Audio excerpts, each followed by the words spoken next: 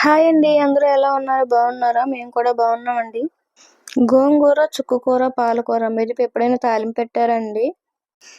పెట్టే ఉంటారులేండి. కానీ నేనెలా చేస్తానో చూపిస్తారండి. 3 ఆకుకూరలు నీట్‌గా కడుక్కొని తీసుకోవాలండి. కట్ చేసుకొని కడిగి పక్కన పెట్టుకోవాలి. ఇప్పుడు స్టవ్ మీద గిన్నె పెట్టుకొని 2 స్పూన్ల ఆయిల్ వేసుకోవాలండి. ఆయిల్ వేడయ్యాక కడిగి పెట్టుకున్న ఆకుకూర వేసుకొని మగ్గబెట్టుకోవాలి. 2, 3 నిమిషాలైతే మగ్గిపోయిద్దండి. ఊరికే మగ్గిపోయిద్ది.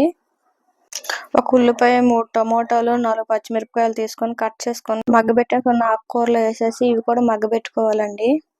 కొంచెం చింతపండు వేసుకోవాలి. వాటితో పాటు ఇది కూడా మగ్గబెట్టుకోవాలి. కొంచెం పసుపు, టేస్ట్‌కి సరిపడా సాల్ట్ వేసి బాగా కలుపుకొని మొత్తం ఇలా మెత్తగా మగ్గబెట్టుకోవాలి. ఇలా మగ్గిపోయాక 2 స్పూన్లు కారం వేసుకోవాలి. కారం వేసుకొని కలుపుకోవాలి.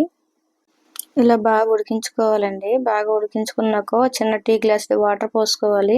చిక్కగా అనిపిస్తే ఇంకొంచెం పోసుకున్నా పర్వాలేదండి.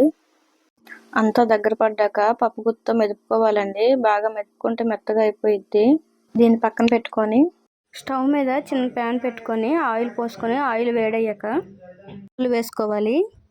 పోపులు చిటపటలాడాక 4 వెల్లుల్లి రెబ్బలు చితక్కొట్టుకొని వేసుకోవాలి. 2 ఎండుమిర్చి గిల్లేసి వేసుకోవాలి. తర్వాత కొంచెం కరివేపాకు వేసుకోవాలి. పోపు వేగాక అందులో వేసి కలుపుకోవడమేనండి. అంతేనండి. ఇలా ఆకుకూరలు మెదుపు తాలింపు పెట్టుకుంటే ఎంతో బాగుంటుందండి. హెల్త్కి కూడా చాలా మంచిది. వారంలో 1 2 సార్లు అయినా తినాలి. అంతేనండి. బాయ్. లైక్ చేయండి. ఛానల్ సబ్స్క్రైబ్ చేసుకోండి.